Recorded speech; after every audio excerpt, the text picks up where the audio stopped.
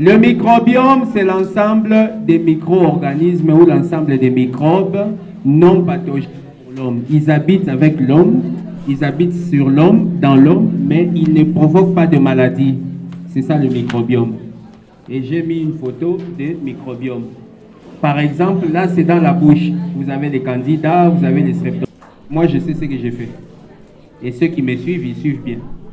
Voilà, c'est l'ensemble des micro-organismes qu'on a dans le corps, mais qui ne provoquent pas de maladies. Et j'en ai mis beaucoup, et j'ai mis des images ici. Voilà, mais c'est, bon oui bien sûr, parce que chez l'homme c'est différent, etc., et chez la femme. Et par exemple, chez la femme, vous avez vu dans les vagins, dans les tubes digestifs, vous avez tous ces microbes. Qu'est-ce qui se passe? Ce sont ces microbes qui font l'équilibre même des humains. Voilà pourquoi je disais que quand Jésus viendra, tous les gens là seront au chômage. Les pédiatres, parce qu'il n'y aura pas de maladies, n'est-ce pas? C'est ça qui est écrit, non? Pour ceux qui croient dans la Bible. Les gynécologues, les chirurgiens, il n'y aura même pas d'accident, il n'y aura même pas de motos, tout ça. Donc tous les gens là seront au chômage. Il n'y a que nous, les microbiologistes, qui auront du travail.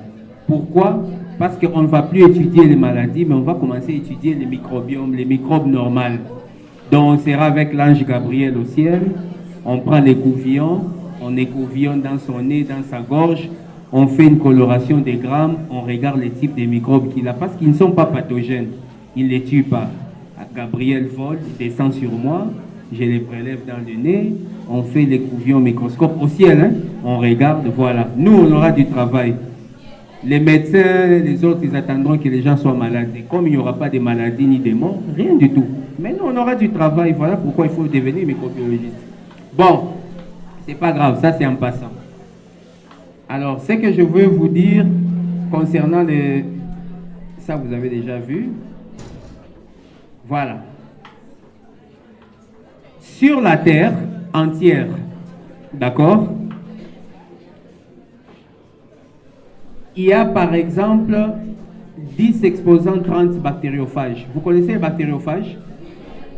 On a étudié les bactériophages, non? Ce sont des virus qui infectent les bactéries.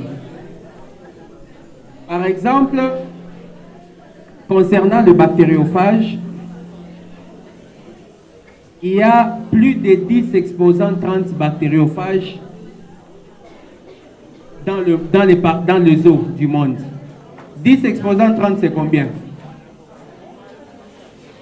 10 exposants 30, ça signifie vous prenez 1, vous mettez 30 zéros. Maintenant, comptez-moi. Milliard, c'est 10 exposants 9. D'accord? 1 milliard, c'est 10 exposants... Bon, c'est dollars, vous avez raison. C'est dollars de bactéries, des bactériophages. Donc, 1 milliard, c'est 10 exposants 9. C'est 9 zéros. Vous mettez encore 9 zéros, ça fait 18 zéros. Vous mettez encore 9, ça fait 27. Vous mettez encore 3 zéros, ça fait 30. C'est autant de bactériophages qu'il y a dans le monde. Première chose. Deuxième information. La biomasse des bactéries seulement. D'accord? Non, la biomasse des bactériophages. Les bactériophages, ce sont les bactéries, les virus qui infectent les bactéries. La biomasse, ça signifie quoi?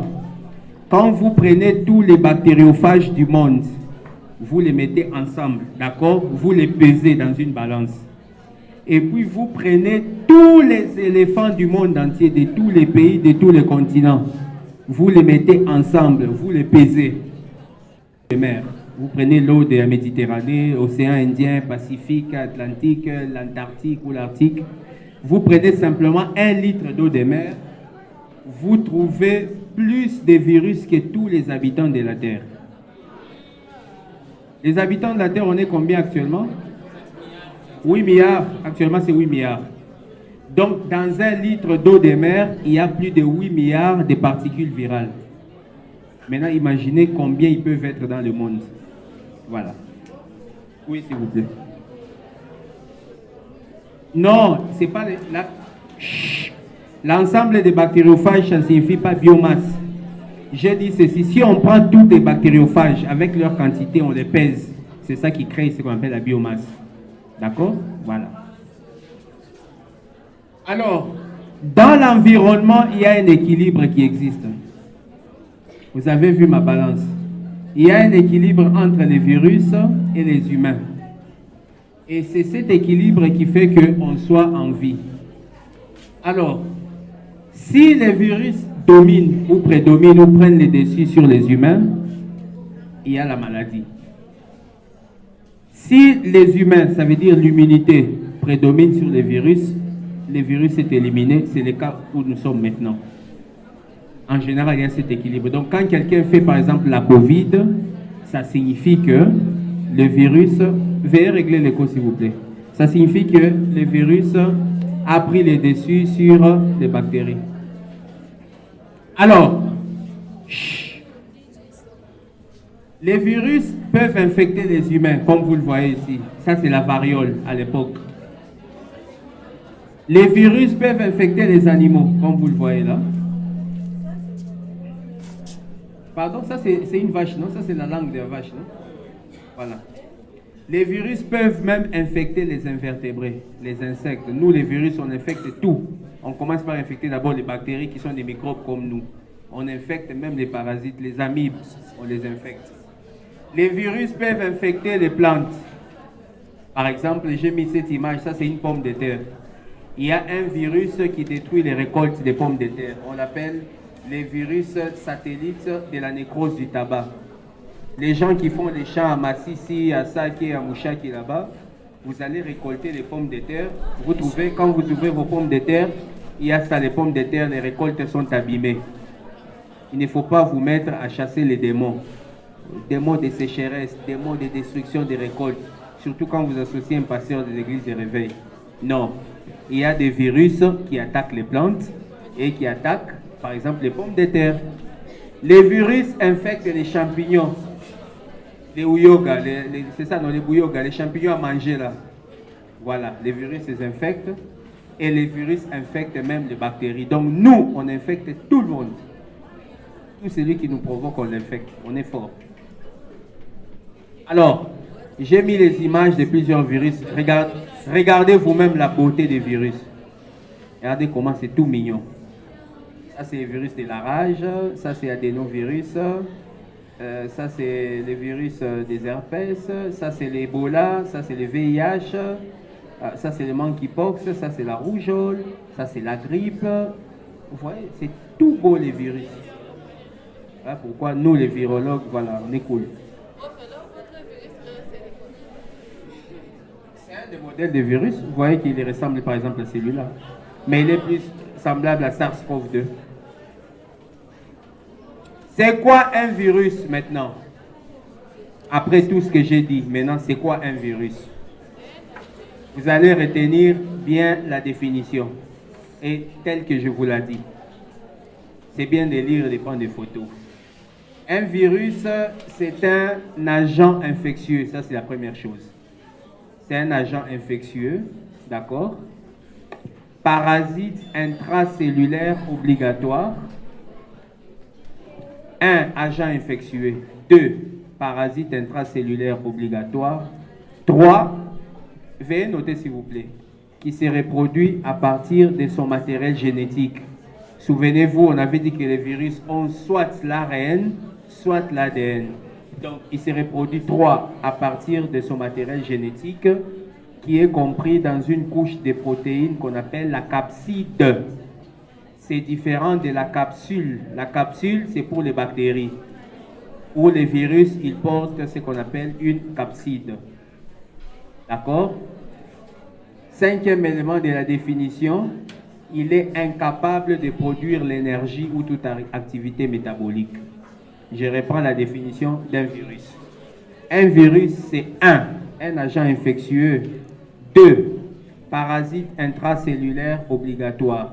3.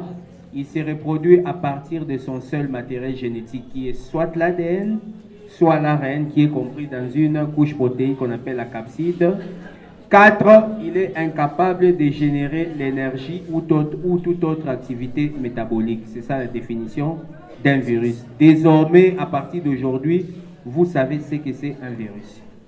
Quand on dit qu'il est infectieux, ça veut dire qu'il peut partir d'une cellule vers une autre cellule. C'est ça, infectieux. Parasite intra-obligatoire cellulaire, ça signifie quoi? Les virus, lui, ne travaillent pas. D'abord, il utilise la machinerie de l'autre. Il utilise les mécanismes qui sont dans la cellule de l'autre. Le virus, lui, il est gentil ou il est très méchant. Il ne va pas travailler jusque-là. Il va utiliser ce qui se trouve dans votre cellule hôte pour que ça produise des choses pour lui-même. Il utilise la machinerie cellulaire de l'hôte pour la réplication. Ça, c'est très important. Et il ne produit pas d'énergie, ne produit pas d'activité métabolique. Non. Il va ordonner à votre cellule de produire pour lui. Lui, il est chef. Hein? C'est un grand chef, le virus. Voilà, vous tous, vous avez retenu la définition, c'est que j'ai écrit. C'est très important. J'ai donné la définition et je me suis arrêté là. Donc, les virus ne produisent pas d'énergie, il ne produit pas d'ATP. Lui, il ne produit pas ça. D'accord. Mais il utilise la machinerie, donc les mécanismes. Il utilise l'entreprise, la cellule hôte. Voilà. On va aller rapidement. Ça, je saute. Ça, je saute. Je vais vous donner juste ce qui est important pour vous. En rapport avec les virus, vous devez savoir certaines choses. Et ça, je vous les demanderai, c'est très bien. Chut, suivez ça très bien. En rapport avec les virus, on dit qu'une cellule de l'autre est sensible lorsqu'elle possède un récepteur fonctionnel pour un virus donné. Donc, une cellule est sensible lorsqu'elle possède un récepteur fonctionnel pour un virus donné. Voici un virus. Là où j'ai mis les creux, là, les petits trous, c'est comme les récepteurs. Ça, c'est pour les virus. La cellule hôte a des récepteurs. Ce ne sont pas toutes les cellules qui ont des récepteurs fonctionnels pour les virus. Il n'y a que les cellules qui sont capables de recevoir les virus, d'accord, avec un récepteur fonctionnel. C'est cela qu'on appelle les cellules sensibles. D'autres n'en ont pas. Et les cellules résistantes, ce sont les cellules qui n'ont pas de récepteurs fonctionnels pour les virus. Ça, retenez ça très bien. Si je vous dis une cellule qui a un récepteur fonctionnel pour un virus, c'est appelée une cellule sensible. C'est ça la réponse que vous allez écrire. Une cellule qui n'a pas de récepteur fonctionnel pour un virus sera appelée cellule. Je peux donner l'énoncé, vous complétez, ou bien je peux laisser les vides, vous mettez l'énoncé dans tous les cas. C'est très important. Deuxième concept, c'est la permissivité. Une cellule est dite permissive lorsqu'elle a la capacité de répliquer un virus. Vous avez entendu? Cellule permissive, c'est une cellule qui a la capacité de répliquer un virus. C'est ça une cellule permissive. Et une cellule non permissive, c'est une cellule qui n'a pas la capacité de répliquer un virus. Voilà. Vous avez retenu. Donc, la sensibilité a trait au récepteur fonctionnel d'un virus, alors que la permissivité a trait à la capacité d'une cellule de répliquer les virus. Mais vous devez savoir que dans l'organisme, il y a des cellules qui peuvent être sensibles et permissives à la fois. D'accord? Ça veut dire qu'est-ce qui va se passer si une cellule est sensible et permissive? Qu'est-ce qui se passe? À haute voix, s'il vous plaît. Oui, ça c'est sensible. Et permissive? Et répliquer. Voilà. Donc, il y a plusieurs cas de figure. Une cellule peut être sensible, d'accord, et permissive. Une cellule peut être sensible et non permissive. Une cellule peut être résistante et permissive. Une cellule peut être résistante et non permissive. Je donne maintenant des exemples réels. Par exemple, les cellules nerveuses sont sensibles. Les cellules nerveuses, d'accord? Les cellules nerveuses sont sensibles au virus de la polio. Voilà pourquoi quand la polio infecte les humains, ça crée une paralysie. Parce que les cellules nerveuses ont un récepteur fonctionnel. En même temps, ces cellules aussi sont permissives parce qu'elles permettent la réplication du poliovirus dans les nerfs, dans les cellules nerveuses. Voilà pourquoi ça crée une paralysie. Mais il y a d'autres cellules qui n'ont pas de récepteurs fonctionnels. Ça veut dire que le virus ne peut jamais entrer dans cette cellule. Mais si vous prenez un virus, vous l'injectez à l'intérieur de la cellule, si cette cellule est permissive, elle peut être capable de répliquer le virus. Ça, c'est une cellule qui est permissive. Pour stabiliser les membranes. Par contre, les virus nus déjà à -20 dans votre congélateur, ils sont déjà bien conservés, ils sont intacts parce qu'ils sont très résistants. Ça, vous avez vu, vous avez pris la photo, c'est pas compliqué. Alors, à part l'enveloppe, les virus possèdent ce qu'on appelle une capside. C'est quoi la capside? Je suis clair, hein? Je n'ai pas dit capsule. C'est quoi la capside? La capside, c'est un assemblage. Un assemblage, c'est un tout, un commun. Voilà. La capside, c'est un assemblage protéique en forme de boîte. Je vais vous montrer, qui est stable et qui recouvre les génomes. Les génomes, c'est le matériel génétique d'un virus. Le matériel génétique, on a dit qu'il est protégé par une capside qui est différente d'une capsule. La capsule, on en a chez certaines bactéries. La capside, elle est obligatoire chez tous les virus. Voilà. La capside, c'est un assemblage protéique en forme de boîte qui est solide ou stable et qui recouvre les génomes. La capside est formée par des unités qu'on appelle les capsomères. Ça suffit. Ça, vous devez retenir juste ça. Les autres, ne retenez pas. Je vous épargne de ça. Les virus ont d'autres une enveloppe, d'autres n'en ont pas. Mais obligatoirement, tous les virus ont une capside. Une capside, c'est un ensemble de protéines qui forment une sorte de boîte, comme vous le voyez ici. Et le matériel génétique est à l'intérieur, il n'est pas visible. C'est ça le rôle de la capside.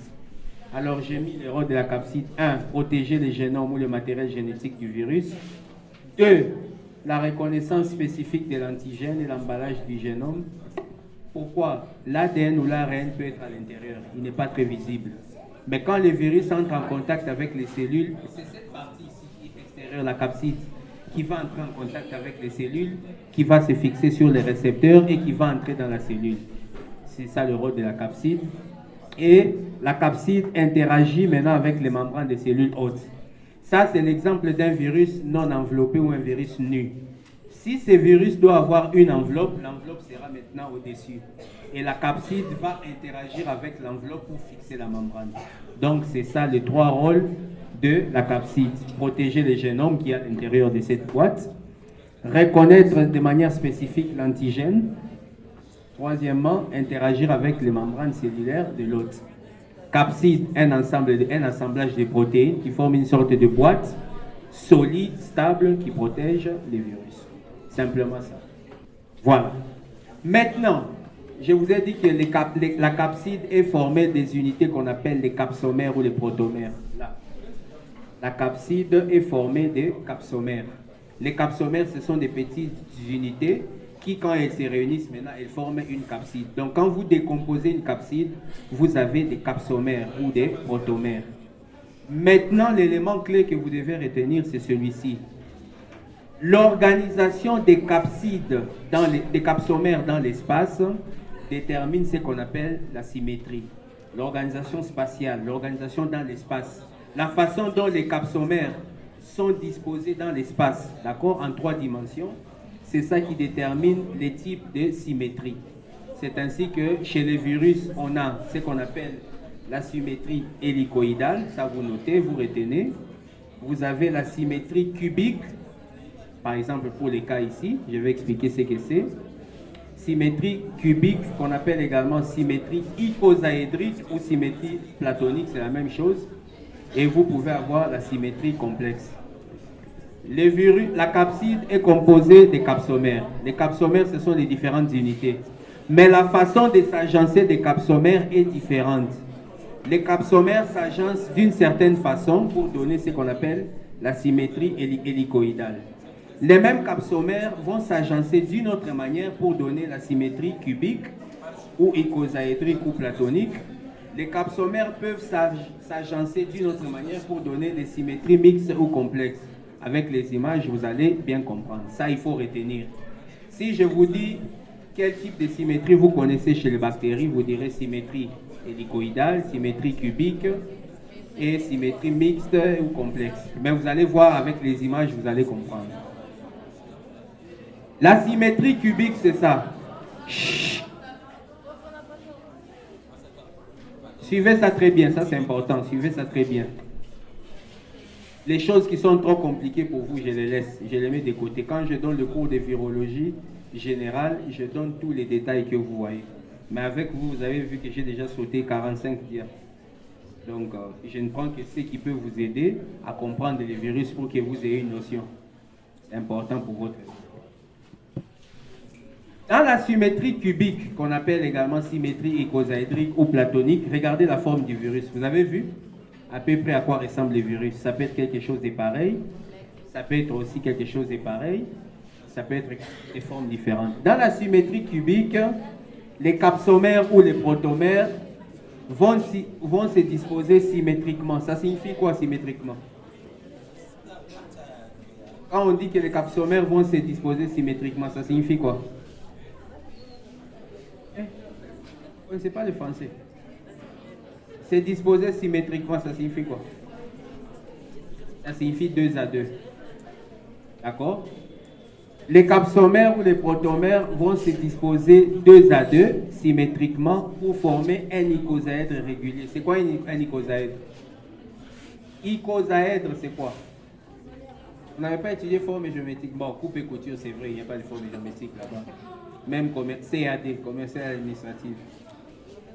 Une figure géométrique qui a 4 côtés s'appelle quoi? 5 côtés. 5 côtés. Pardon? 6 côtés. 7. 8 côtés. 9 côtés. Pardon? Nonagone. 9 côtés. Ça existe? Et 10 côtés? 11 côtés? Pardon? 11 agones. Vous êtes des sorciers.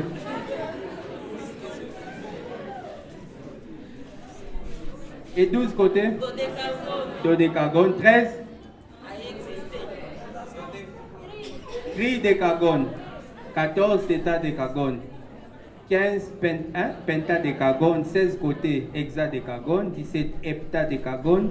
18 octadécagone. 19 nonadécagone. Une figure géométrique qui a 20 côtés s'appelle icosagone.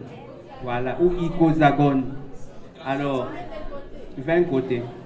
Donc, les capsomères vont se disposer de façon symétrique 2 à 2 pour former une figure géométrique qui a 20 côtés. D'accord? C'est ça qu'on appelle un icosaèdre, ce que vous voyez ici. Mais qu'est-ce qui va se passer? Cette figure aura 20 faces. Ça, ce sont les faces. Ça, c'est une face. Tout ça, c'est une face. Tout ça, c'est une face. Tout ça, c'est une face. La figure géométrique aura 20 faces en forme de triangle équilatéral. Ça, c'est très bien visible. C'est ça l'avantage de la viro. Vous voyez tout correctement. Si vous avez un bon enseignant, ou vous ne voyez rien du tout. Voilà. Les figures auront, on aura 20 faces en forme de triangle équilatéral. Le triangle équilatéral, notez bien le nombre de faces, hein? Vous aurez ça à l'examen. Dans la symétrie, il y a une question que je pose. Bon, je vais vous la dire. Vous avez 20 faces en forme de triangle équilatéral, 12 sommets. Les sommets correspondent à la jonction des triangles équilatéraux. Ça, c'est un sommet. Ça, c'est un sommet. Ça, c'est un sommet. Ça, c'est un sommet. Ça, c'est un sommet. Vous avez 12 sommets. Les sommets correspondent à la jonction des triangles équilatéraux. Et puis, vous avez 30 arêtes. Les arêtes correspondent à la jonction des faces. Les arêtes, ce sont les lignes que vous voyez là. Ce sont là les arêtes. Ceux qui ont étudié les formes géométriques, qui n'ont pas beaucoup de problèmes. D'accord? Donc, vous aurez une question pareille. Lorsque l'Organisation spatiale des capsomères nous donne une figure géométrique qui a 20 faces, 12 sommets et 30 arêtes, on parle de quelle symétrie? Je mets 3 points. Vous allez m'ajouter juste les mots cubiques. C'est ça la réponse. Ou j'ai fait l'inverse. Dans la symétrie cubique, les capsomères se disposent symétriquement pour donner point, point, point. Je mets face. en forme de triangle équilatéral, point, point, point, sommet, point, point, point, arrête. Vous allez simplement les compléter par les chiffres. 20, 12, 30. Très facile, voilà. C'est tout ce que je vous demande de retenir sur cette diapositive. C'est tout ce que je vous demande de retenir. Ce qui est en bas, laissez ça tranquille. Tout le monde a vu les images. C'est plus facile de comprendre ce que j'ai dit. Ça, je laisse passer, c'est pas grave. Mais je vous explique. Regardez bien le virus. C'est le cas de ce virus ici. C'est une symétrie cubique, mais la forme est un peu arrondie. Regardez, ça c'est un virus. Vous avez un triangle équilatéral ici. Ça, c'est ça qu'on appelle une face. Et vous en avez 20. Les faces se mettent entre elles. Mais la jonction des faces donne ce qu'on appelle des arêtes. Les arêtes, ce sont les lignes ici que vous voyez, qui correspondent à la jonction des faces. Les sommets des triangles, c'est ça qui forme... Les sommets des triangles, voilà, de toute façon, vous les repérez ici. C'est ça les sommets. Et voici comment les virus à symétrie cubique ou écosaédrique se présentent en général dans l'espace. En 3D, vous allez voir quelques images. Je vous pardonne tous les restes. Et voici quelques images des virus. Par exemple, là, c'est les Human Rhinovirus 16. Le virus, le rhinovirus, il provoque des infections respiratoires, parfois les rhumes, etc. Ça, c'est le virus de la dengue en forme de bigoudi. Vous avez vu? Ça, c'est le virus Blue Tongue. Il infecte souvent les vaches et il leur donne la langue qui devient noire. Les gens qui font les fermiers ou les vétérinaires connaissent le Blue Tongue virus. La langue de la vache devient toute noire et les vaches meurent. Et ça, c'est les HPV, les Human Papillomavirus, les virus qui causent les cancers des cols chez les femmes. Il est là. Vous avez vu comment il est beau, hein? Il est beau comme au cancer du col. Voilà. C'est un exemple. Je passe maintenant à la symétrie hélicoïdale. Là aussi, j'explique. Ça, vous devez connaître.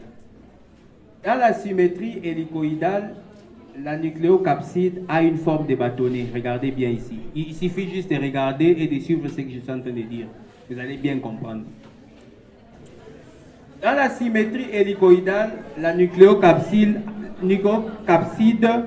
a la forme d'un bâtonnet rigide. Regardez ici. Forme d'un bâtonnet rigide et creux. C'est comme un ressort. Regardez bien l'image, c'est comme un ressort. Même si vous regardez ici, c'est comme un ressort. Alors, la nucléocapside a la forme d'un bâtonnet rigide et ce bâtonnet comprend l'acide nucléique, l'ARN, qui est enroulé en hélice. Donc l'ARN est à l'intérieur de ces ressorts, ça suit vraiment ces mouvements-là que vous voyez. Et maintenant, sur ces bâtonnets rigides, les capsomères ou les protomères qui ont une forme ovoïde viennent s'empiler les unes sur les autres, comme vous le voyez ici, jusqu'à remplir totalement, jusqu'à recouvrir totalement les génomes. C'est ça la symétrie hélicoïdale. Donc, dans la symétrie hélicoïdale, vous avez d'abord... Oh, ceux qui veulent la pause, vous partez dehors. Vous faites votre pause, vous revenez, vous nous retrouverez en train de continuer. Vous avez la chance que je vous donne la viro gratuit d'ailleurs, et vous vous plaignez. Bon, pause in situ, 5 minutes. Non? Bon, voilà, on continue. De toute façon, on va arrêter et puis c'est tout. Là où je vais m'arrêter, c'est là où le cours finira. Donc, si je m'arrête à 12 heures, le cours s'arrête là. Il n'y a pas de souci. Ce que vous aurez appris de la viro, c'est ça. Les peu là, c'est tout. Ça sera votre faute, c'est non pas la mienne. C'est impossible non plus que je vous enseigne toute la virologie en une journée. Je prends juste ce qui est essentiel pour vous aider à comprendre comment sont les virus. Et quand je vais commencer à avancer, maintenant là où c'est sérieux, vous aurez maintenant envie. C'est là que moi je vais couper. Maintenant là, je ne vais pas couper. Maintenant, ça vous embrouille. Quand maintenant, ça deviendra bon là, comme les Madiaman PV. C'est là que vous allez couper. Vous connaissez les Madiaman PV? La nourriture spirituelle. Voilà. Premier principe de la symétrie hélicoïdale, vous devez avoir la nucléocapside. C'est comme une tige. C'est vertical comme ça, c'est solide d'abord, en forme de ressort. Dans cette tige, l'acide nucléique est à l'intérieur, est enroulé en hélice, là-bas. Et maintenant, les capsomères viennent s'attacher de part et d'autre, jusqu'à recouvrir totalement les génomes. Quand le génome est recouvert totalement, là maintenant, vous avez ce qu'on appelle une symétrie hélicoïdale. Vous voyez bien l'image. La tige est là, les capsomères commencent à recouvrir. Et quand les capsomères recouvrent totalement, voici l'image.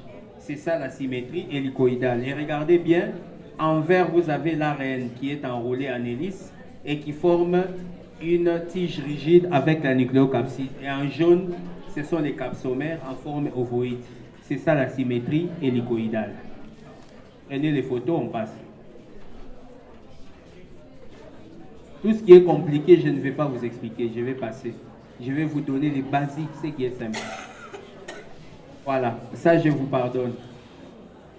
Mais vous avez vu, à cause de la nucléocapside, le virus peut avoir plusieurs formes. Il peut avoir une forme de bâtonnet, il peut avoir une forme de cône, par exemple le VIH, il peut avoir une forme icosaédrique, il peut avoir une forme d'hélice, selon les cas et selon les virus.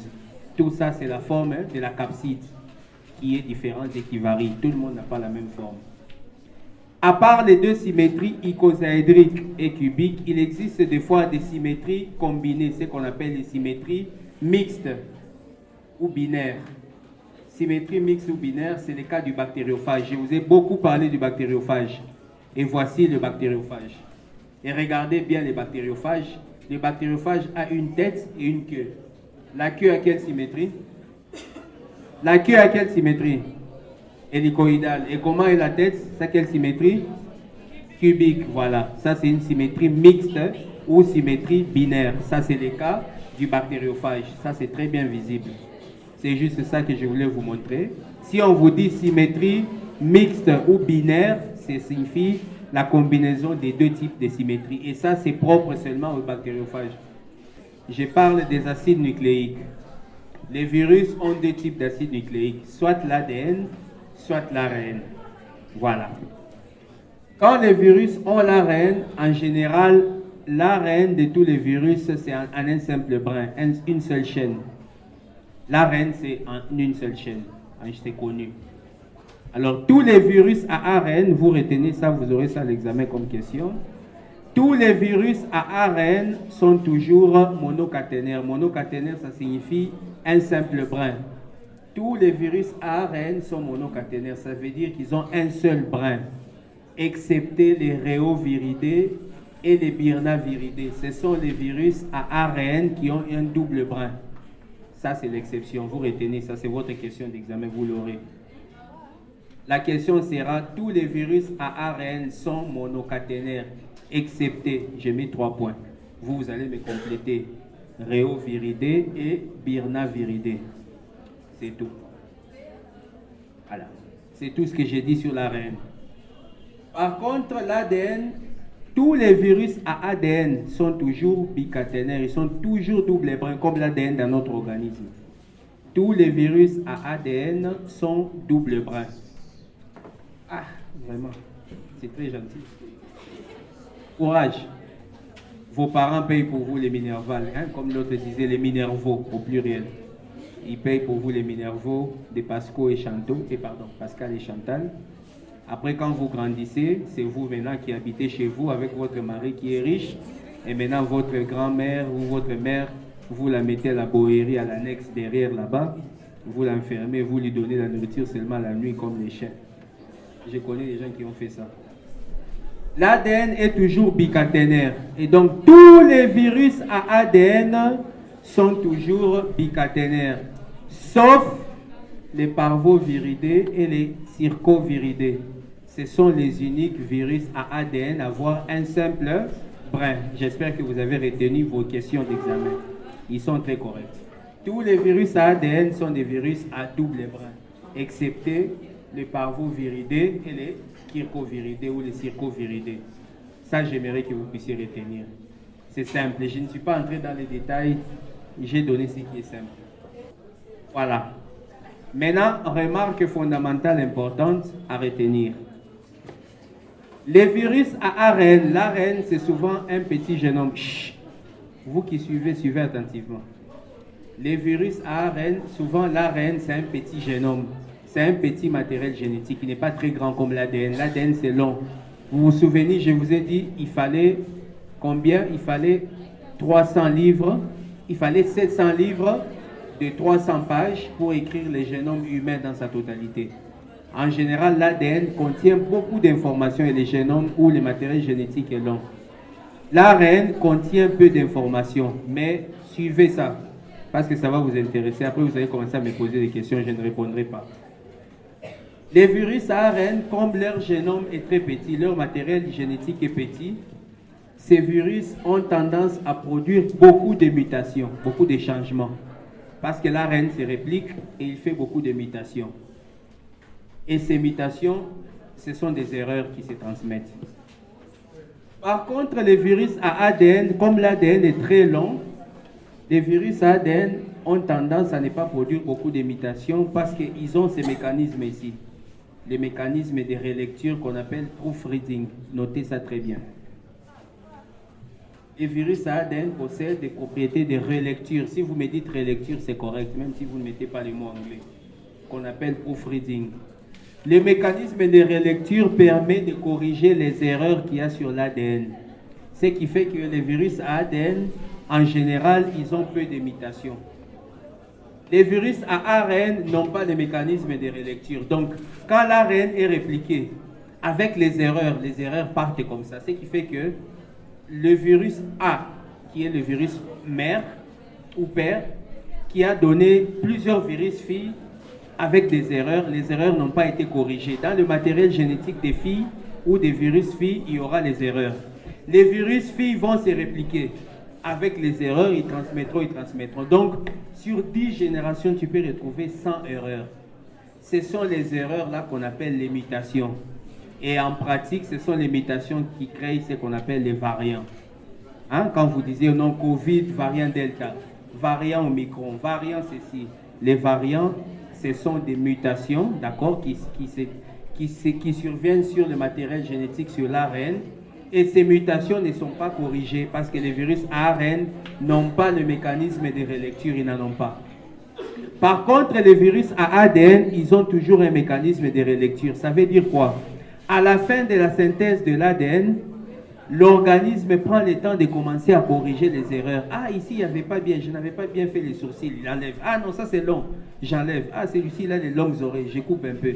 Celui-ci, il a beaucoup de fiers, j'enlève un peu. Ça, c'est les virus ADN. Il corrige toutes les erreurs, ce qui fait que le virus de départ est presque semblable au virus fils qui va être produit. Mais le virus ARN, beaucoup d'erreurs et les erreurs ne sont pas corrigées. Et les erreurs font des mutations. Les mutations nous donnent l'argent à nous autres. Grâce aux mutations, nous on est riches. Les virus ARN. C'est très important que vous puissiez retenir ça. Voilà. Ça, je vous pardonne. Ça, c'est même la sorcellerie. Voilà, je m'arrête là. Alors, dans les notions de matériel génétique, on va s'arrêter à la classification des Baltimore, comment on classifie les virus. Ce sera la dernière chose qu'on va apprendre. Je vais vous apprendre comment on classifie les virus. Et c'est la question qui a toujours beaucoup de points parce que c'est un tableau. Et vous allez le retenir très bien. On va répéter ça ensemble en cœur. Et le cours va s'arrêter là. Dès que vous maîtrisez cette classification, ça sera très bien pour vous. Dans le matériel génétique, vous devez savoir que ceux qui connaissent la biologie, il y a l'ADN qui est transcrit en ARN messager. L'ARN messager est traduit en protéines. C'est ça que j'écris. Désolé, hein, je suis anglophone. C'est écrit en anglais. mRNA, c'est ARN messager. Alors, il y a la notion qu'on appelle la notion de polarité. C'est quoi la notion de polarité? Quand vous lisez les livres de virologie et qu'on parle des matériels génétiques, vous verrez toujours qu'il y a des signes, soit positifs, soit négatifs. Vous allez voir ARN moins ou ARN messager moins, ARN positif ou ADN positif. Ça s'appelle la polarité. La polarité, c'est quoi? La polarité, c'est l'essence de l'ARN messager. La polarité est dictée par l'essence de l'ARN messager. Ça, retenez ça, vous aurez ça comme question à l'examen. Ceux qui ont étudié la biologie, ils savent que l'ARN va dans l'essence 5', 3', n'est-ce pas? Alors, tous les génomes, tout le matériel biologique, tous les acides nucléiques, tout ce qui va dans l'essence 5', 3', dans le même sens que l'ARN messager, est considéré comme étant à polarité positive. Donc, quand je vous dis que c'est un virus à polarité positive, ça signifie que c'est un virus dont l'orientation du génome est 5', 3'. Et tout ce qui est contraire, tout ce qui va dans les sens contraires à l'ARN messager, dans les sens 3', 5', c'est ça qu'on appelle, voilà, virus, qu'on appelle polarité négative. Donc, l'ARN messager détermine la polarité du génome ou du matériel génétique. Tous les matériels génétiques qui s'élisent dans les sens 5', 3' sont d'office à polarité positive. La référence, c'est l'ARN messager en virologie. Tout le matériel génétique et autres qui s'élit dans les sens contraires, 3', 5', est à polarité négative. Ça, vous avez bien retenu. C'est fini. Pour moi, c'est bien si vous avez retenu ça. Maintenant, ça, je vous pardonne. Hein? C'est très beau, hein, mais je ne vais pas vous expliquer tout ça. C'est très beau, très intéressant. Voilà. Ici, j'ai mis une image de plusieurs virus hein, pour que vous puissiez voir en fonction de la taille. Il y a le plus grand virus et le plus petit virus. Ça, j'aimerais que vous puissiez retenir. Actuellement, le plus gros virus du monde, c'est celui-là. Le Pandora virus. Il est là et j'espère que vous avez retenu, vous l'avez en photo. C'est le plus grand virus du monde actuellement. Si on vous demande quel est le plus grand virus du monde, vous répondrez le Pandora virus, la boîte à Pandore. Quel est le plus petit virus du monde actuellement? C'est celui-ci, le virus satellite de la nécrose du tabac, le SNTV. C'est ça le plus petit virus, voilà. Et ici, j'ai mis les Pandora, ça c'est les herpès, ça c'est la rage, etc. Et ça c'est les parvovirus. Mais les virus satellites de la nécrose du tabac, il est encore plus petit. Ici, vous retenez deux choses, le plus gros virus du monde et le plus petit. Le plus petit, c'est les virus satellites de la nécrose du tabac. Et le plus gros, c'est le Pandora virus. Les uns dans leur série auront les plus gros, les autres auront les plus petits. La dernière partie du cours. Ah, maintenant vous demandez pardon. Ici, vous n'avez pas encore demandé pardon. Ici, personne ne connaît ma femme, mes enfants, mon oncle, mes cousins. Personne. Les jours de l'examen, tout le monde connaît maintenant. Qui est même ma tante, avec qui on a grandi, avec qui on a joué au foot pendant qu'on était, je ne sais pas, au CVB. Tout ça, vous allez connaître. Dieu vous voit. Satan aussi. Et Satan tape dans les groupes. Maintenant, comment on classifie les virus? C'est par là qu'on va s'arrêter. Et je trouve que ce sera important. Et on va s'arrêter par la classification des virus. Voilà. Comment classifie-t-on les virus? Auparavant, les virus étaient classifiés selon les tropismes. Ça veut dire quoi, les tropismes? Selon l'attachement des virus. Il y a des virus qui infectent les plantes. Alors, on disait les virus qui infectent les plantes. On les groupait comme ça. Il y a des virus qui infectent les animaux, par exemple. D'accord? On les groupait comme ça.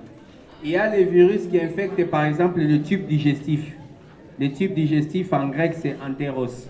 Alors, les virus qui infectent les tubes digestifs, on les appelle les entérovirus. Auparavant, on classifiait les virus comme ça. Après, parfois, on classifiait les virus selon la clinique. Par exemple, les virus qui créent la jaunisse, on les appelait les virus de la fièvre jaune ou les virus ictériques. Parfois, on classifie les virus selon la maladie qu'ils créent. C'est ainsi que vous allez apprendre les virus de la rougeole. La rougeole, c'est une maladie. Alors, dans la classification, il y en a qu'on classifiait selon la maladie qu'ils créent. Les virus de la rougeole, les virus du sida, les virus de la rubéole, les virus des oreillons, voilà. Parfois, on les classifie selon les modes de contamination. Les virus respiratoires, les virus digestifs, les virus à transmission sexuelle, c'est possible. Parfois, on les classifiait aussi selon les vecteurs. Il y a des virus qui vous infectent par la piqûre des insectes. Par exemple, les virus de la dengue, les virus de chikungunya, les virus des fièvres jaunes, les virus des Zika. Alors, ces virus qui vous infectent par l'intermédiaire d'un vecteur sont appelés les arbovirus. Ça, c'est des exemples. Après, il y a eu des développements. On a commencé à classifier les virus. Suivez, hein? On a commencé à classifier les virus selon l'acide nucléique. Donc, vous direz, il y a des virus à ADN et des virus à ARN. C'est une classification. D'autres classifient les virus selon la symétrie. Donc, virus à symétrie cubique, virus à symétrie icosaédrique ou platonique, et d'autres virus à symétrie hélicoïdale, selon les cas. D'autres classifient les virus selon l'enveloppe. Virus enveloppé et virus non enveloppé. Vous voyez que c'est plusieurs classifications selon plusieurs critères. Et voici, je donne un exemple. Par exemple, quand on classifie les virus par l'acide nucléique, on a les virus à ADN et on les cite et à ARN. Au moment où nous étudions la virologie, c'est comme ça qu'on les retenait. Tous les virus, si tu les bloques par cœur, ADN, tu les cites, ARN, etc. On pouvait aussi classifier les virus selon la symétrie. Symétrie cubique, symétrie hélicoïdale. Les virus à symétrie cubique sur une liste. Symétrie hélicoïdale sur une liste. C'est une possibilité. On pouvait classifier les virus par enveloppe. Les virus enveloppés et les virus nus. Vous voyez que ça fait beaucoup de classifications à la fois. D'accord? Après, on a essayé de mettre l'ordre pour ordonner les choses et les rendre un peu plus standard. Qu'est-ce qui s'est passé? Oui, on y va. C'est votre tour de réclamer. Et puis, on a commencé à mettre l'ordre dans les choses. Vous voulez regarder ça? Alors, voilà. Alors, je vois pourquoi j'ai passé. J'ai vu que vous ne voyez pas. Je suis passé. Quand vous verrez, je mettrai. Voilà, vous êtes ivoirienne. Vous voyez, ivoirienne, ivoirien. Voilà. Ensuite, il y a eu ce qu'on appelle la création des ICTV, Comité international pour la taxonomie des virus. Ça a été créé en 1966. C'est un peu comme les trucs de chimie, là, ça s'appelle comment? UPAC. Les trucs de chimie, classification selon UPAC, etc. Et finalement, il y a eu l'ICTV, le Comité international pour la taxonomie des virus. Ça, vous devez connaître, qui a été créé en 1966. C'est cet organe ici qui classifie et qui nomme les virus désormais. Et puis là, l'ICTV utilise les niveaux hiérarchiques suivants. Chut. Vous qui suivez, notez ça très bien. Pour les virus, le niveau hiérarchique le plus élevé, c'est l'ordre. Après l'ordre, vous avez la famille. Après la famille, vous avez la sous-famille. Après la sous-famille, vous avez les genres. Après les genres, vous avez l'espèce. Veuillez noter ça. Et je sais pourquoi j'ai mis ça en rouge. Dans la question, j'ai posé la question, selon l'ICTV, veuillez nous donner la classification hiérarchique par ordre décroissant. Par ordre décroissant, vous commencez par l'ordre. L'ordre, c'est plus grand. Dans l'ordre, il y a plusieurs familles. Dans les familles, il y a plusieurs sous-familles. Dans les sous-familles, il y a plusieurs genres. Et dans les genres, il y a plusieurs espèces. Ça, c'est par ordre décroissant. Si je dis, selon l'ICTV, veuillez me donner les niveaux hiérarchiques par ordre croissant, vous commencez par l'espèce, les genres, la sous-famille, la famille, et vous vous arrêtez par l'ordre. Ça, c'est très bien. Maintenant, ce que je vais vous apprendre, c'est que à chaque fois que vous lisez le nom d'un virus, vous connaissez les suffixes? C'est quoi les suffixes? Pardon? Ce qui vient après. Quand vous voyez un nom, ce qui vient avant, c'est le préfixe. Par exemple, si je dis analphabète, le mot c'est alphabète. Alphabétisme, ça signifie avoir étudié. Analphabète, Moutouatangate, c'est lui qui n'a pas étudié. Ana, c'est le préfixe, c'est un privatif. D'accord? Ça, c'est le préfixe. Les suffixes, c'est ce qui vient après. Les suffixes, c'est ce qui vient après. Alors, à chaque fois que vous voyez dans les suffixes, vous voyez les noms des virus ou d'un virus qui se termine par viral ou virales, c'est en latin, c'est virales. Si vous voyez quelque chose qui se termine par virales, sachez que c'est l'ordre. Par exemple, pour les Ebola, L'ordre, c'est l'ordre des mononégavirales. Donc, vous lisez ça comme ça, virales. Donc, quand on vous donne un livre, on met les virus avec les noms. Toi, tu regardes seulement le suffixe, la terminaison. Quand tu vois qu'il y a virales, le S là, ce n'est pas le pluriel. C'est la prononciation qui est comme ça. Si vous voyez virales à la fin, sachez que ça c'est l'ordre. Quand vous voyez le suffixe qui se termine par viridae ou viridé, ça signifie la famille. Par exemple, les rétroviridés, d'accord? Les philoviridés, les paramyxoviridés, ça ce sont les familles. Quand vous voyez viridae, sachez que c'est famille, retenez correctement. Quand vous voyez virinae ou viriné, ça signifie la sous-famille.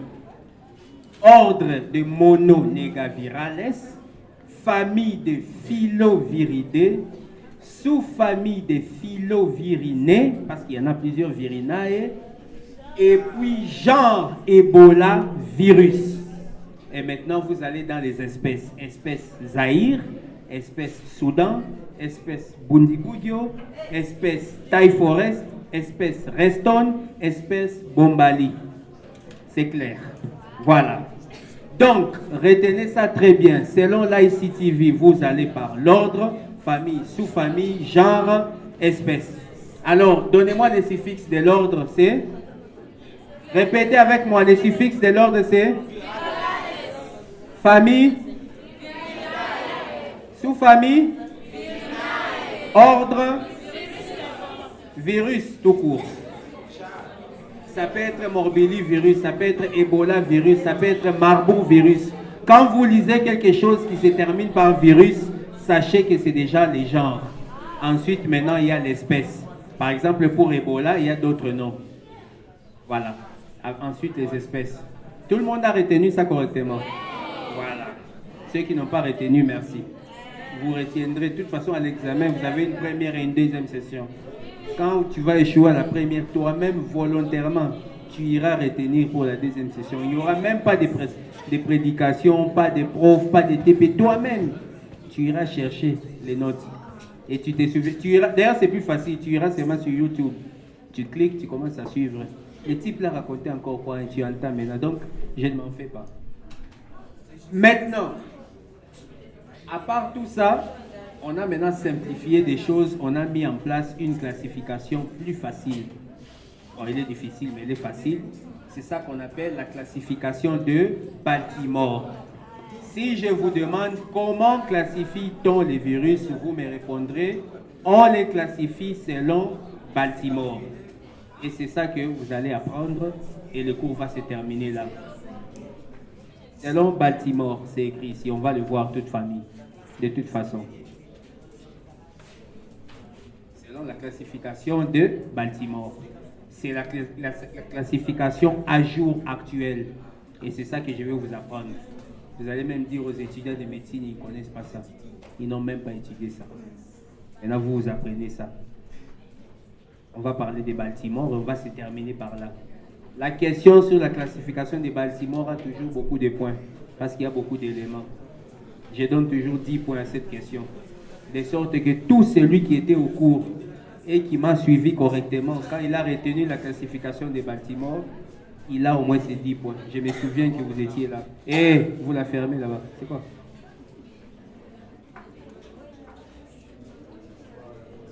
Voilà. Ça, c'est des détails. Actuellement, vous ne retenez pas ça, c'est pas important. C'est juste pour vous montrer, par exemple, la dernière mise à jour que ICTV a fait, c'était en février. Pour les virus, on a simplement 7 ordres. Il n'y a pas beaucoup d'ordres, il y en a 7. Il y a 128 familles de virus. 22 sous-familles, 567 genres. Plus de 5884 virus, dont 2618 espèces. Vous voyez que c'est beaucoup. C'est pas ça que je vais vous poser comme question. Alors, je vous donne des exemples avant qu'on étudie notre dernier point, la classification des Baltimore. Par exemple, pour nommer les virus, il y a aussi un comité. Chez les bactéries, les virus parfois porter les noms des gens. Par exemple, le bacille de Koch, qui est le Mycobacterium tuberculosis. Bacille de Bert, Ebert, qui est Salmonella typhi. bacille de Pfeiffer, qui est Klebsiella pneumoniae, etc. Mais pour les virus en général, on refuse de donner les noms des gens au virus. D'accord? On donne d'autres noms. Je vais vous montrer comment ça se passe. Et je vous demanderai ça, vous allez oublier, vous allez répéter la même bêtise que tout le monde. Voilà. Les virus pouvaient être nommés selon la maladie qu'ils causent. C'est ainsi que vous avez les virus de la rougeole, parce que ça cause la rougeole, les virus de la rubéole, les virus des oréons. C'est quoi les oréons? En swahili, c'est quoi, oui? Voilà, les maqueros en lingala. Les virus des maqueros ou virus des oréons. On donne aux virus les noms des maladies qu'ils créent et parfois c'est resté comme ça. Le virus de la fièvre jaune, il a un nom, mais même nous-mêmes les virologues, on dit toujours le virus de la fièvre jaune. Parfois, on donne les noms de l'endroit où la maladie a été rapportée pour la première fois. Par exemple, Ebola virus, je vous ai montré le jeudi les photos de Yambuku. Ebola a été découvert pour la première fois ou décrit pour la première fois à Yambuku. Alors, Yambuku, c'est dans la province de la Mongala. On devait donner le nom de Yambuku virus. Alors, on a trouvé que ça allait être une stigmatisation pour les gens qui habitaient là-bas. Alors, on a choisi le nom d'une rivière qui est à 100 km de Yambuku, la rivière Ebola. Et on a donné au virus le nom d'Ebola. C'est le prof Mouyembe et son équipe à l'époque, mon patron. Voilà.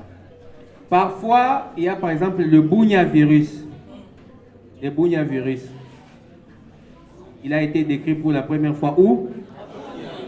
Je savais, tout le monde a dit ça. Et je pose cette question à l'examen et les gens, dit Menya Bunyakir. Et les gens répondent de la même façon. Comment s'écrit Bunya? Quelqu'un peut appeler Bunya? Non, la fille de Bunya, elle est où? Nouveaux cheveux, hein? Derrière vous. Donc, comment s'écrit Bunya? Appelez-moi. Comment s'écrit Bunya? Appelez. Oui? U? I?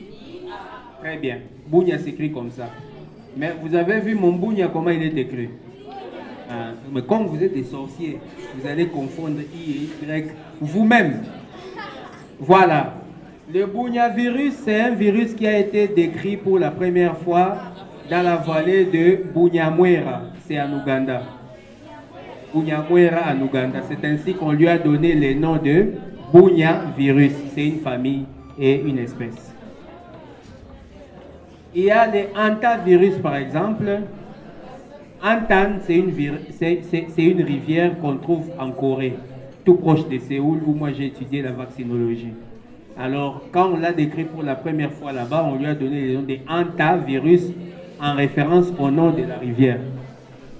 Parfois, on utilise d'autres mots latins.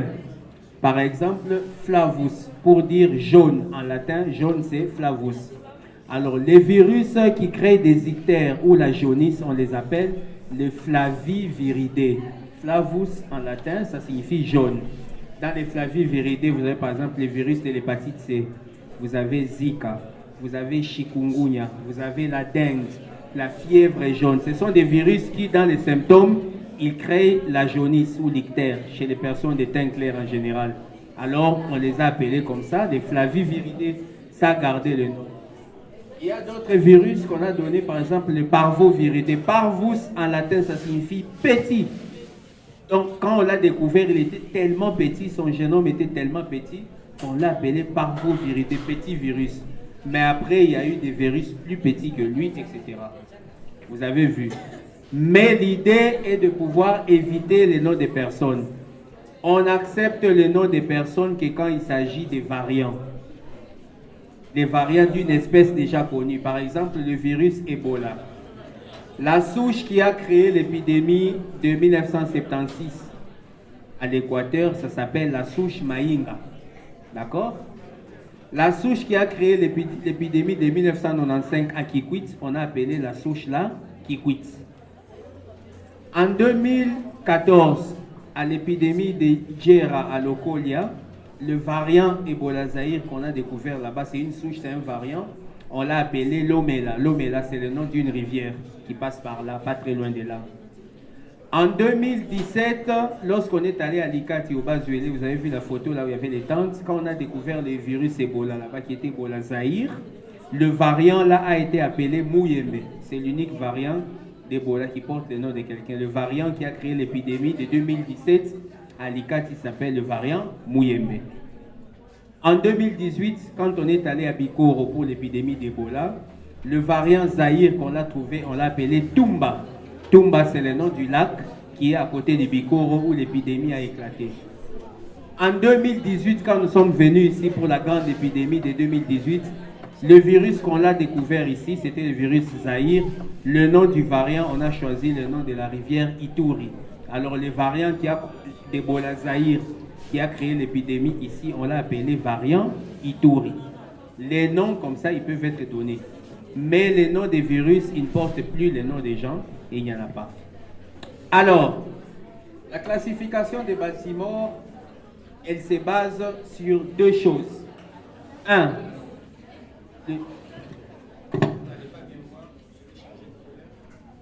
la classification de Baltimore est basée sur deux choses. Un, le type de génome ou le type de matériel génétique. Deux, sur son mode d'expression. C'est fini. Donc actuellement, les virus sont classés selon Baltimore. Et la classification de Baltimore se base seulement sur deux choses. Les génomes ou le matériel génétique du virus et son mode d'expression. Et cette classification nous donne 7 groupes de virus. Donc actuellement, tous les virus du monde sont classés simplement en 7 groupes. Et vous devez savoir comment constituer les groupes. C'est plus facile, on va le faire avec vous. Dommage que je n'ai pas de tableau, j'aime bien le faire à la main.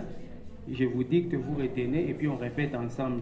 Et quand on a fini de répéter, maintenant je vous projette la dia et on répète ensemble, vous avez retenu. À la fin de ces cours, oubliez tout ce que je vous ai dit là. Tout ce que j'ai dit depuis là jusqu'à maintenant, c'est faux. Vous avez entendu? Déchirer les cahiers, jeter. La seule chose vraie que je vais dire depuis le matin en virologie, c'est ce que je vais mettre là. Donc tout ce que j'ai dit là, oubliez. Tout ce que j'ai dit là, faut même pas penser à ça, même si j'ai dit que ce sera question examen. Faux. Je ne vous poserai pas ça. Madame, déchirez votre cahier tout de suite. À l'époque où on était petit, il y a un oncle à nous. Alors, on fait des saucisses à la maison, c'était très bon. Il vous dit, vous aimez bien les saucisses, hein? C'est bon, hein? Ah, oui, oui, c'est très bon, tonton. Il dit, bon, on va planter carrément l'arbre des saucisses. Comme ça, les saucisses vont commencer à pousser, on va commencer à manger. Oui, tonton. Alors, donnez-moi vos saucisses, j'irai les planter. Alors, il passe dans toute la maison, il voit chacun, il prend les saucisses. Et il part avec, il va les manger. Et puis on dit, c'est où je les ai déjà plantées. Déjà, nous, vous dormez, demain, les saucisses vont pousser. Jusqu'à aujourd'hui, les saucisses sont encore enterrées. Dans chaque série, il y aura la classification des Baltimore et je mets toujours 10 points là-bas. Ça, j'encourage les gens qui sont venus au cours et qui ont répété le cours avec moi et qui ont retenu ça. Alors, dans la classification des Baltimore, il y a 7 groupes. Vous êtes prêts? Et bien, je dérange. Dans la colonne de gauche, on a les virus à ADN. Dans la colonne du milieu, on a les virus à ARN. Et dans la colonne de droite, on a les virus à ARN et à ADN, mais avec quelque chose en plus que je vais mettre. Voilà. Donc, quand vous faites la classification des Baltimore, tableau avec 3 colonnes. Colonne de gauche, les virus à ADN. Tableau du milieu, les virus à ARN. Et le tableau de droite, les virus à ADN et à ARN plus la RT. Vous saurez ce que c'est. Alors, Baltimore, groupe 1.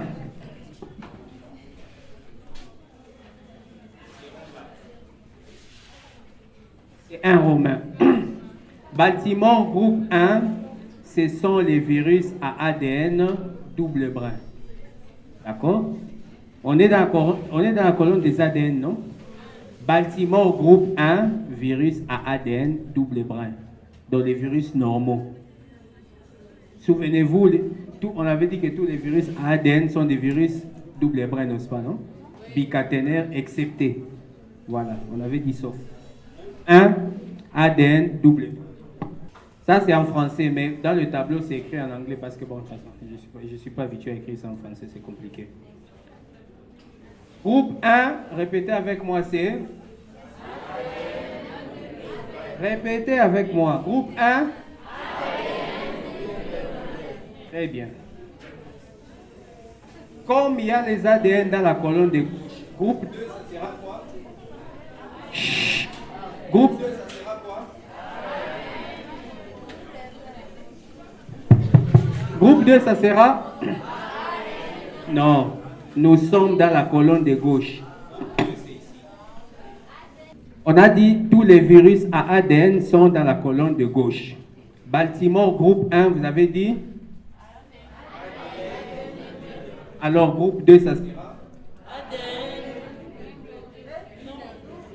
ADN? ADN? Un seul brin, simple brin.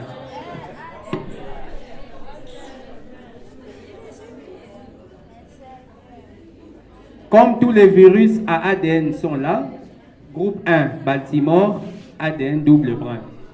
Groupe 2, Baltimore, ADN simple brin. C'est correct? Tout le monde a vu. On passe à la colonne du milieu. Baltimore, groupe 3.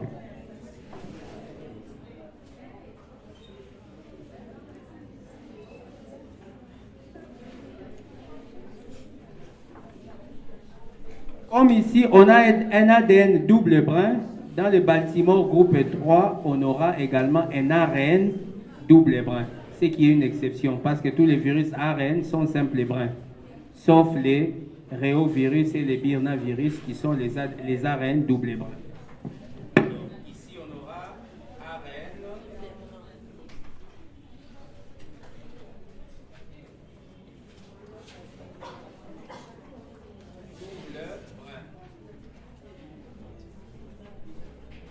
en comparaison avec ici, avec la gauche. Là, on a ADN double brin. Baltimore groupe 3. Sur la même ligne, on aura ARN double brin.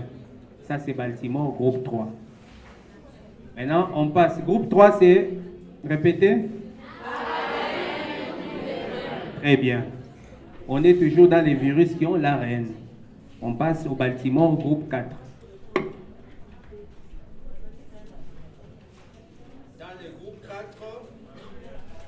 Vous avez l'ARN, mais non, c'est simple brin. Vous avez l'ARN simple brin. Mais seulement, il y a une notion nouvelle qui s'ajoute. C'est la notion de polarité. Alors, on aura l'ARN simple brin à polarité positive. Donc, Baltimore, groupe 4, c'est ARN simple brin. Après les doubles brins, on revient à simple brin, mais à polarité d'abord positive. C'est ça le groupe 4. Ce qui fait que le groupe 5 sera l'opposé du groupe 4. Allez, dictez-moi le groupe 5.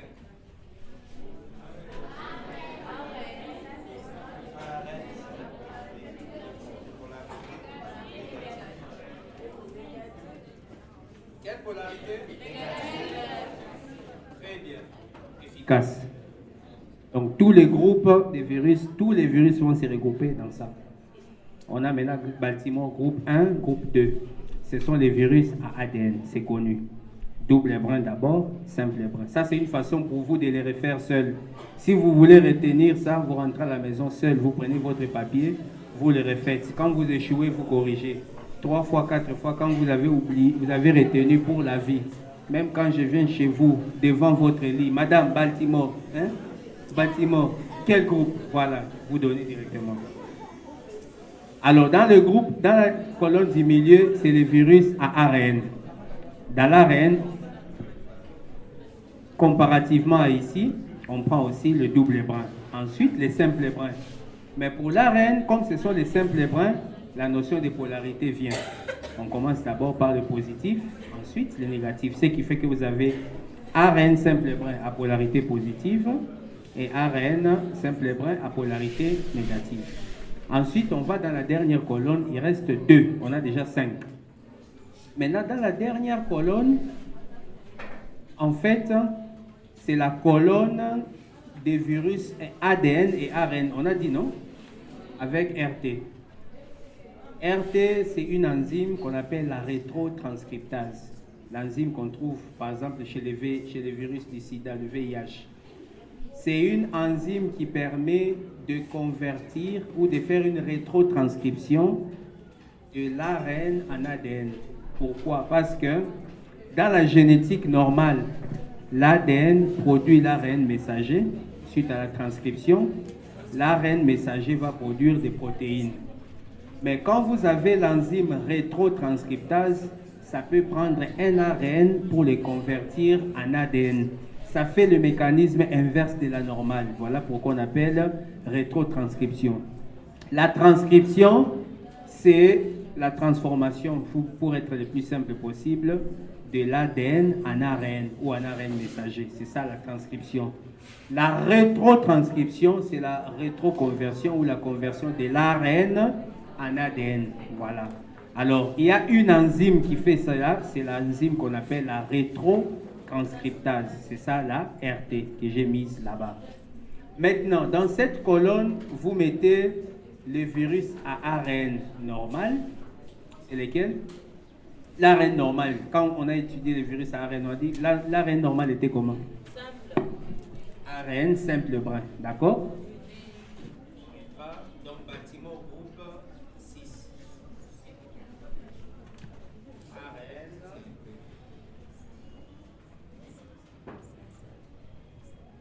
Simple brun.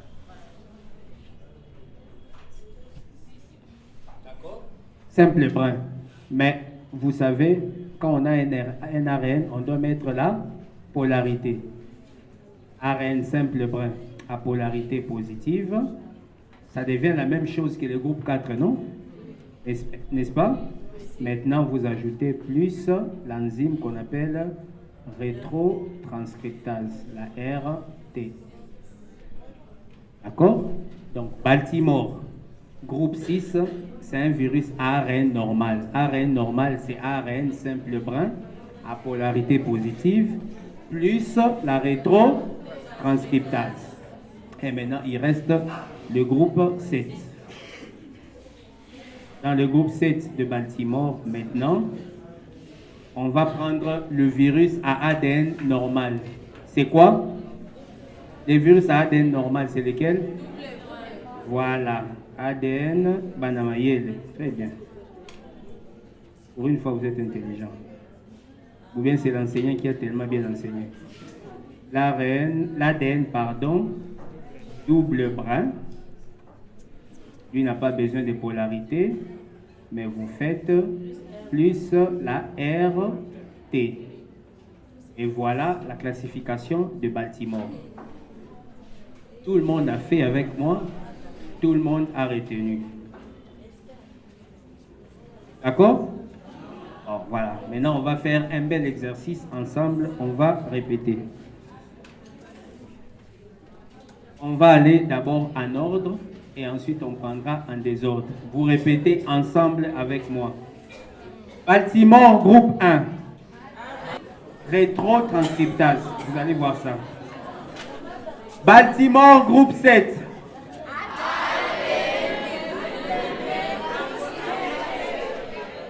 D'accord. Bon, Baltimore, groupe 3. Maintenant, on prend des ordres.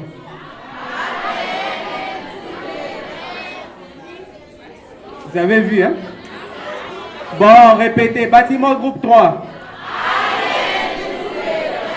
Très bien. Baltimore, groupe 1. Baltimore, groupe 7. Baltimore, groupe 5.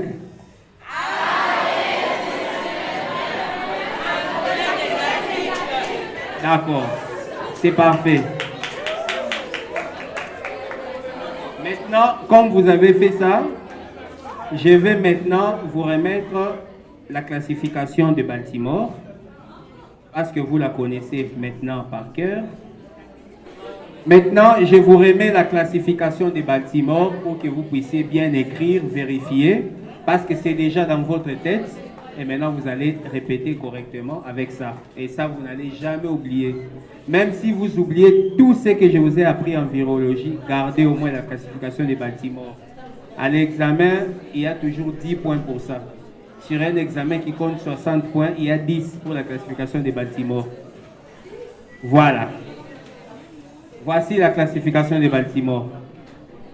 Les virus à ADN, les virus à ARN, les virus à ADN ou à ARN avec transcription inverse ou rétrotranscriptase. C'est clair. Donc, suivez. On répète. Baltimore groupe 1. Baltimore groupe 2. Baltimore groupe 3. Baltimore groupe 4.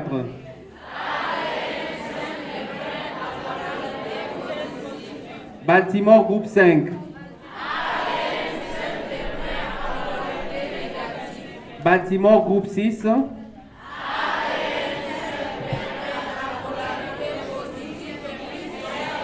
Plus la RT, elle est la rétrotranscriptase. Baltimore groupe 7. Voilà, vous tous, vous avez retenu la classification des Baltimore. Prenez les photos, retenez ça correctement. À l'examen, dans toutes les séries, si j'ai 20 séries, si je n'ai que 2, si je n'ai que 4, si je n'ai qu'une série, chacun aura droit à ça. Chacun aura droit à la question des Baltimore. Maintenant, je choisis ce que je pose dans la question. Je peux vous demander de compléter la classification, de les donner en totalité.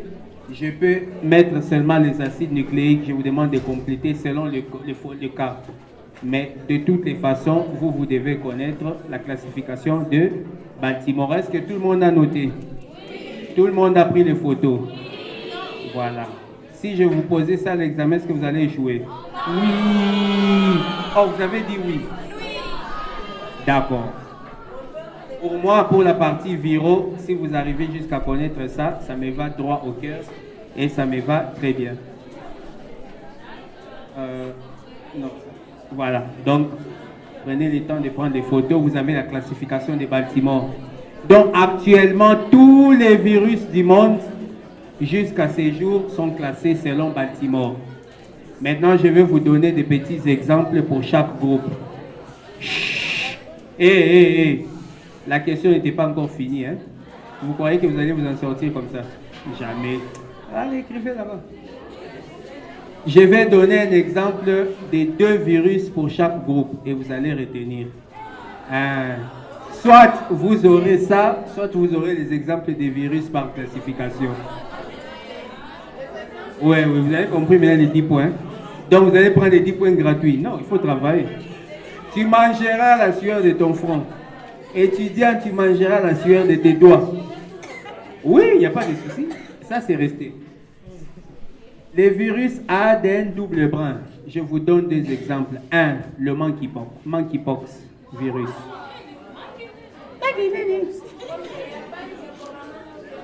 Non, il n'y en a pas. Le monkeypox. Bon, vous n'avez pas de tableau d'hommage. Voilà. Premier exemple. Deuxième exemple, les herpès virus. Virus à ADN double brin, vous avez le monkeypox, vous avez les herpès virus, herpès avec H-E, R-P-E-S, herpès virus. Vous avez les adénovirus, comme ça se prononce, adéno avec A, adénovirus. Je vous ai donné 3. Adénovirus.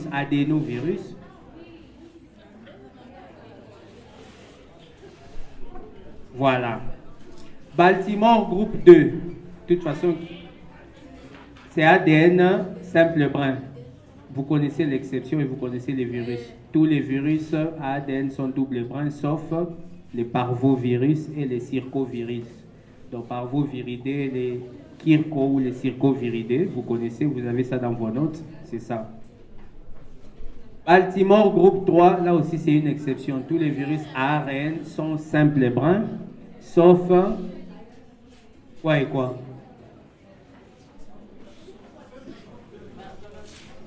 Papa, on a étudié ça dans les cours. Baltimore, groupe 2, c'est quoi? Les virus ADN simple et brun, non? Quand on a étudié l'ADN, on a dit que tous les virus ADN sont toujours bicaténaires, sauf les parvovirus et les kirkovirus, qui sont les simples bruns. Vous écrivez ça. Baltimore, groupe 3, c'est ARN double brun. On a étudié que tous les virus ARN sont toujours en simple brun. Les doubles bruns, c'est une exception. Et on avait étudié les réoviridés et les birnaviridés. Donc, vous les mettez là-bas. Ce sont là les exemples de Baltimore, groupe 3. Baltimore, groupe 4.